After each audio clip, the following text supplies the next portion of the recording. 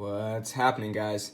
Kenny here again, and today I've got another hype versus reality video for you guys, and it's gonna be about this guy. That's right, guys. This is the Benchmade 560 Freek.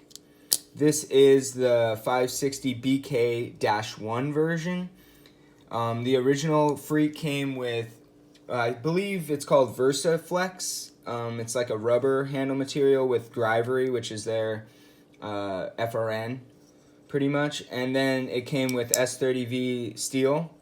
This version comes with G10 scales, with red G10 liner, and I believe those are aluminum anodized black backspacers. And it comes with a coated M4 blade. That's right, guys. First production as well. Really nice. So, yeah, getting right into it, guys. This is going to be in the hype versus reality fashion, and I'll go ahead and put the specs on the page right here. I don't want to waste your guys' time and spew off a bunch of numbers, so we'll just get that out of the way and then go right into some size comparisons. Yeah. And in doing so today, I'm going to show you guys some knives that I haven't shown you yet on the channel here. If you follow my Instagram, you've probably already seen these, and you've definitely seen these in the community, but that's right, guys. The ZT0609. You guys can see that the Freek is definitely a larger knife. And the Ray Laconico Keen, done by We on Mass Drop collaboration. That's right, guys. Exciting stuff.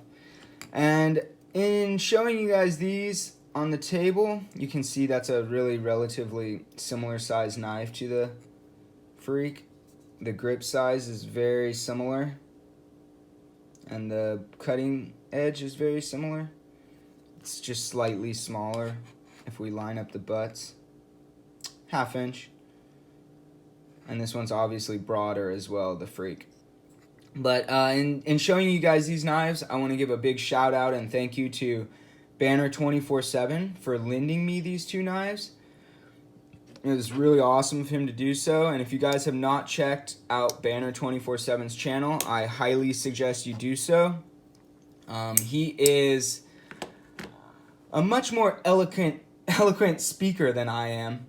And I really connect with him because it's what is in my brain, yet what actually comes to my lips is usually inconsequential minutia.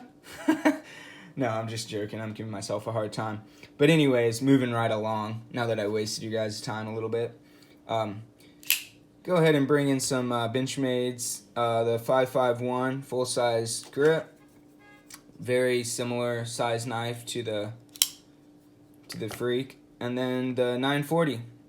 Again, similar in length, but you know, about that 1/2 inch difference in length, and then similar cutting edges and similar grip areas for sure. So then we'll go ahead and show you two Spydercos just to give you guys a full gamut. There's the PM2, very similar size knife, and the Pair 3, obviously smaller. So yeah, that'll give you a good idea of how big this knife is and how it's going to be in your pocket and in your hand. So yeah, moving right along, we'll go ahead and get into the hype. And the hype on this guy, you know, it really started with the Freek for me. I wanted to try a Freek for a long time. The rubber handles kind of always deterred me. So I was waiting for them to come out with something that didn't have the rubber handles. I knew eventually they'd come out with something like this. So, and I knew they had the BHQ version with the M4 and jade handle scales, but I missed that one. So I was waiting for the next version that would come out. So yeah, the Freek, you know, it looked like a really sturdy design. It had a really just like a cool looking blade shape with a lot of, it seemed like it had a really good geometry, which a lot of Benchmades, including like this knife, you know, they tend to have thicker geometry, which is not it doesn't hurt this knife that much to me, but it's definitely something that you get with Benchmades. Usually they're a little bit more robust. They have thicker tips and just a thicker BTE, behind the edge thickness. So that's usually what you get with Benchmades, but the Freek was kind of like a freak in the sense of like it didn't have that geometry. It seemed to have a really slicey geometry. So it's something I wanted to get into. And also just the toughness of this blade in general. Like everyone was saying how beefy and durable this knife was. So I really was interested in it, but the VersaFlex handle scales always kind of deterred me. And I heard a lot of people giving it slack or flack, however you want to say it. And then I did happen to get one in hand. Steve sent me his. So I did get to try a regular 560 before I got this guy. And I really do like the handles. And I will eventually do a comparison if you guys want. But, you know, in hand, I do maybe like the 560 a little bit more. I don't know. I'll get more into that later. But, yeah, so the 560 regular Freek, it really brought me in, but the VersaFlex handles kind of kept deterring me from buying it.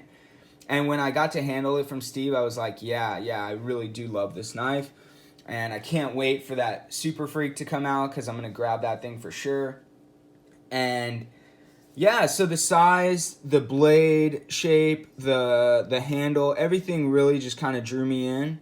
And then once I saw this version with the red wine handle, with the red wine liners and the red, I just thought it looked badass. And I mean, I don't love coated blades, but I think that this looks great, especially with the black hardware versus the black blade. Everything just looks great. So I really was impressed by the look of it and everything. So I went ahead and went for it. And the reality, once this thing came, I took it out of the box. First things first, when I took it out, the fit and finish. The finish was nice. The way they finished this G10, it's smooth, but it has a little bit of sheen to it, as you guys can see there.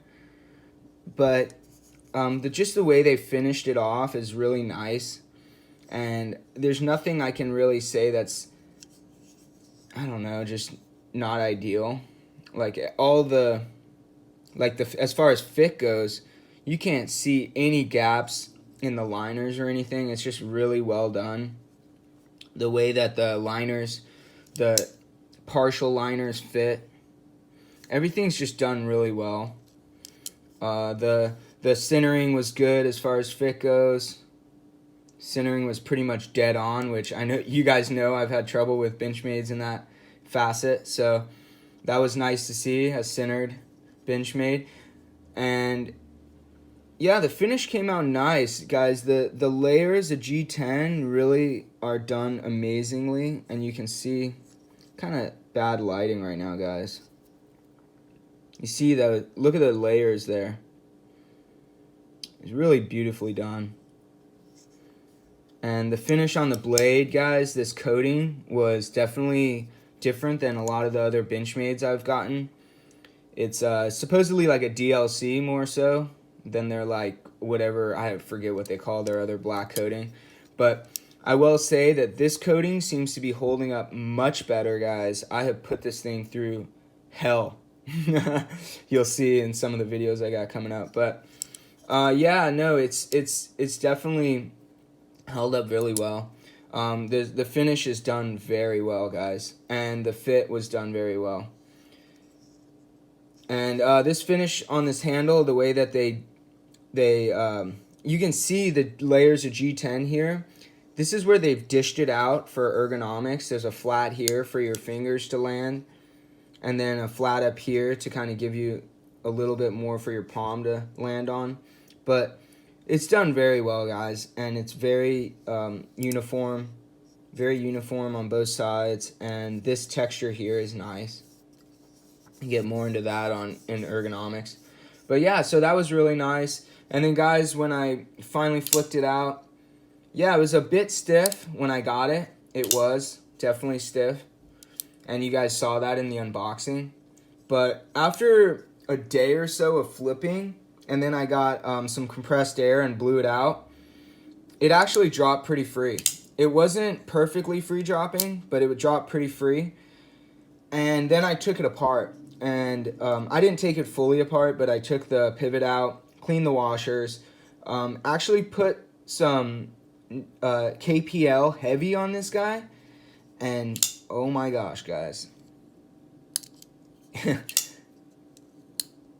can see how dropping free that is. It's pretty amazing, guys. Can't be happier with the action on this guy. And that comes with solid lockup, guys. Not an ounce of movement. Slight movement in this way, but once that axis lock nudges over, yeah, solid, guys.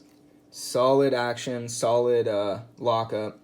I love the action on this knife. And it's just a perfect example of the axis lock, really. And knife pivot lube, oh man, that heavy works so good in here. I was kind of always like, well, what's the big deal about this knife pivot lube? But I will have a video coming up on me talking about my lubrications and what I like and stuff. So maybe we'll go more into that. But really well done, guys, on the action. And you guys can see how enjoyable that can be. You can finger flick this very nicely, or thumb, or you can roll it out, or you can use the access bar. But guys, these thumb studs are done very well, and since they're a little further out, finger flicking is super easy. And you can use one finger on the access bar very easily. I've been doing it all sorts of ways. But yeah, really nice example of the access lock. And then moving right along, I'll go ahead and talk about the ergonomics a little bit. Ergonomics are nice, really comfortable in hand. In the hammer grip, you know what? Like, I really did enjoy this knife, and to be honest, the 560, the original version, I think is just a slightly more comfortable in handle, just because of the way they rounded it off.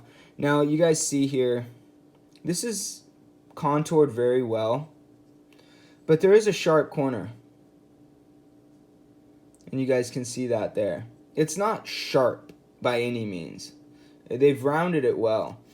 But on the 560, the regular version, that is like super rounded. And this is the handle goes all the way around, and it's not open construction. There's like a partial backspacer that comes together from both sides. And it really is just, it disappears in hand. But in saying that, these are much more rigid, and they feel much more just solid in your hand. They don't flex as much as the other ones. And that little bit of a sharp edge didn't become like really much of an issue in use. The only place I really noticed it at all was right here when I was pushing like really hard through material. And you'll see that in some of the video I have. I'm going to show you guys in a second. But yeah, that's the only thing I noticed, was a little bit of sharpness here. But in all honesty, guys, this is probably not going to go anywhere anytime soon.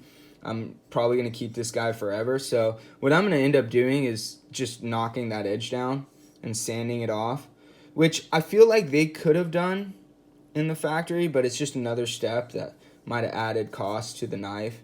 These are, they're pretty pricey already. They're about either $191.25, I believe. They do have these in stock at River's Edge Cutlery right now, guys. I'll go ahead and put a link to their site in the description. But yeah, they are available at River's Edge Cutlery. I think they're available at Blade HQ right now too. But yeah, it's an expensive knife, but you're getting a solid knife for that cost. It's with G10 and M4 steel. I'm not too unhappy about that, especially with Benchmade's warranty. That's not bad. So yeah, in saying that, I'll go ahead and get into the blade. The ergonomics I was really happy with, but I will probably end up knocking that. Just like, again, guys, it's not sharp. It's not sharp by any means. It's not even gonna mark my hand, my thumb, or anything. It's not sharp. It's just it's a little bit more sharp than I would have done.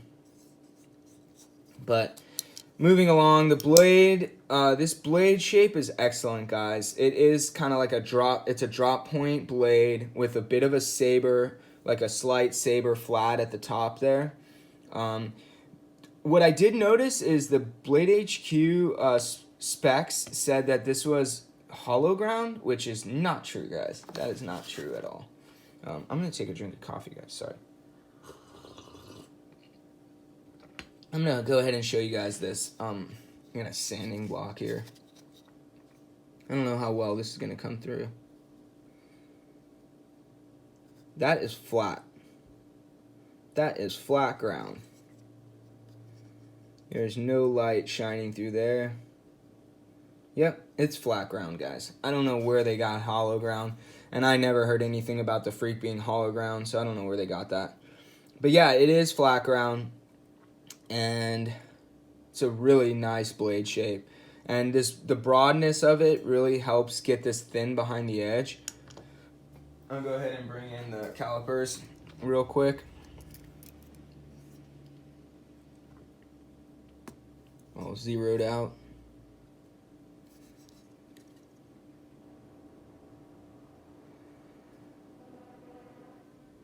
$20 thousandths right there. Oop.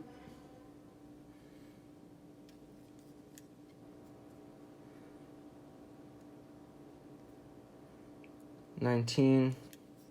It's not as thin as some of the other ones I've seen. I think they were like, I think Steve's was at like 17,000. 18 thousandths right there.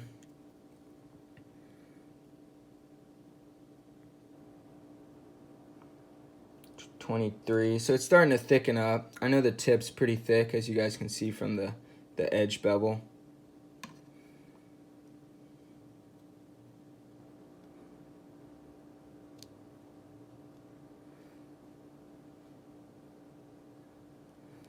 Yeah, like 34. Yeah, so it thickens up nice at the tip. And you guys can see that here. It really thickens up, which is fine. I don't mind that at all, because what that does is it just gives you a nice robust tip if you ever do need to pry.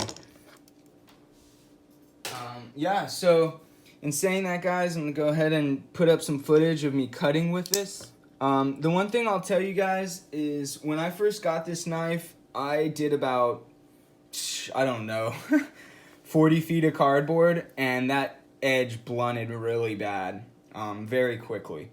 So I was not stoked with that, but I went ahead and sharpened it up.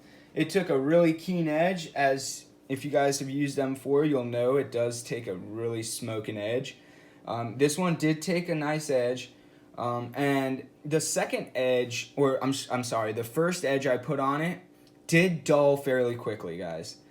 And I was not super stoked with that, but I went ahead and put another edge on it, and the second edge I put on came up even better than the first edge.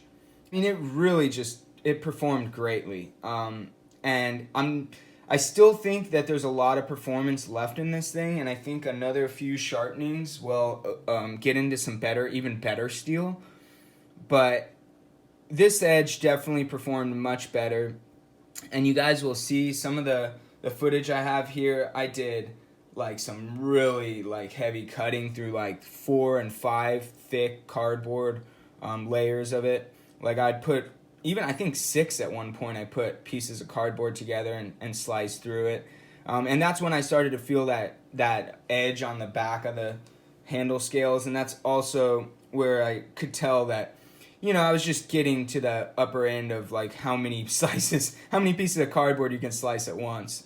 But at least with this blade. And it really did very well in all my cutting. The M4 really performed well, especially after I got past that fatigued edge. This thing definitely had a really badly fatigued edge from the factory. But if you guys watched Banner 24/7's video, his seemed to have a much better factory edge. So this is just my example, guys. And I don't want to say that every knife's going to come with a super fatigued secondary bevel, but yeah, mine was, and the apex definitely broke down relatively quickly. So after I put that new edge on it, it really performed much better. And it really took 2 sharpenings before I saw any of the performance I would expect. But I still think that there's a lot more to come on this blade. Now, guys, I did not mention that the secondary bevel, I did put it at about 35 degree inclusive, which is like 17.5 degrees per side. And that's what the BTE is at that angle. Sorry, I didn't mention that before. But bringing you guys back, you guys will see after all that cutting, pushing through a lot of cardboard. And that's just some of the cutting, guys. I didn't show you a lot of it. That's just some of the cutting I did with this knife. You guys can see that the coating is holding up really well. You do see a little bit of removal right at the secondary bevel. And guys, that's a lot of cutting I did. This is like next level compared to what the other Benchmade coatings I've gotten. And I'm so glad that they stepped it up on this knife, because my first production would already be gone if that wasn't the case.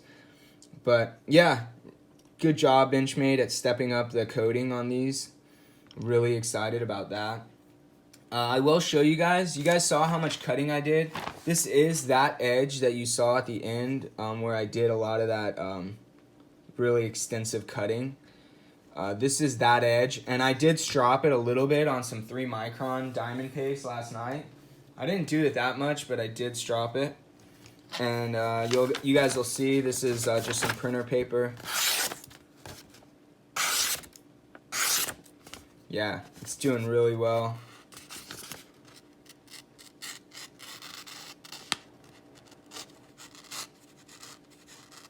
It'll curl the paper, and then I'll go ahead and bring in some like recycling paper just to see that. Gliding right through it, pretty quiet. So this M4 did hold up really well. Let's see if it'll push cut. Yeah, just can't initiate. There we go. Yeah, it's stayed relatively sharp and really impressed me on that. I guess that would be like the 3rd edge. But yeah, the first edge was very disappointing. I was not happy with that first edge. But it, like Steve talks about, like Gerald from Outpost 76. If you guys have not seen Gerald's fatigued edge video, you definitely need to go check that out, because he talks about why you guys need to sharpen your knives, why we need to sharpen our knives. You can't just take that factory edge and use that to get an example of what the steel is going to do, because that factory edge a lot of times is a fatigued steel on the apex. So that's from using power sharpeners and stuff, guys, using machines. So anyways, going right along, I'm going to go ahead and talk about the way this thing carried. Sorry, I didn't really wrap up the steel, but this M4 is done well. I'm going to get this heat treat tested. We're going to send this to Kurt as soon as I'm done with this, and we'll see what it's at, guys. I have high hopes, but I'm not going to get them too high because I've been let down by a lot of stuff lately. So we're going to go ahead and talk about the about the pocket carry. And in carrying, this knife was very nice, actually. That's the one thing. This versus the 560, the regular Freek, much better, guys. I don't think it's as bad as a lot of people make it seem, like going in and out of the pocket with the VersaFlex, but this is much easier, guys. I mean, it goes in and out effortlessly. This clip is done very well. I know it gets a lot of slack, the split arrow clip, but it functionally works great. It goes in and out of the pocket. It's got a nice ramp going in and out. It's got a perfect amount of tension. Goes in and out very well. It holds the knife in place very well. And it's on top of this smooth G10. It is a little bit textured here, but it's still smooth. It's just got texture. They just cut it this way and then smoothed it over with sandpaper. So it's smooth, but it has roughness, a texture to it. That also comes into play in ergonomics. This knife is not going to fall out of hand, guys. You got great traction on this knife, and the clip just disappears in hand as well. That's why that split arrow clip, it sits flush there and just disappears in that fold of your hand really nicely. So that clip is done very well going in and out of the pocket and ergonomically. This knife does carry very well for the size. It does kind of fall back in the pocket. Going by it, I really didn't notice too much. I'm not wearing as much shorts right now, which when you're in the corner of a pocket, it's a little more, everything wants to fall into the corner in the back of the knife. But in jean pockets, you get a little more space, and I've been wearing a lot of jeans lately, so this really has disappeared in the pocket for me. In saying that, I'll go ahead and bring in a scale. We'll talk about the weight for a second. 4.32. I think that's actually really close to what Blade HQ has on their specs. Yeah, 4.3 is what Blade HQ says, so that's really close. That's a great weight for this knife, guys. It is a very robust knife, and it's got 0.11 blade stock thickness, so that's a nice thin blade on a very robust knife. And in saying that, it just carries very well with that weight at 4.3. It's a 3.5 inch blade, so 4.3 is not bad, especially for how thick these handles are and stuff. The handles, they're very hand filling. Sorry, I'm jumping around a little bit here, guys. At 0.617, so almost 0.62, they're very hand filling. It's a little thicker in the pocket, guys, so if you don't like that, I can understand. But it's really nice, guys. I don't mind that thickness, and in the hand, it's very nice. You could use this thing all day and really just have not much to complain about. Very comfortable handle. And once I knock that edge down, man, there's nothing to complain about on this knife at all as far as ergonomics. So yeah, with the nice blade stock, nice handle thickness, good weight, it really carries well. I'm really impressed with this knife, guys. I know this is I'm like not really breaking the hype here, but yeah, it's really nicely done. And as far as this versus the regular Freek, I would probably go this route over the regular Freek personally. And I hope they do come out with the mini Super Freek, because I know a lot of people want that, and they would sell the hell out of them.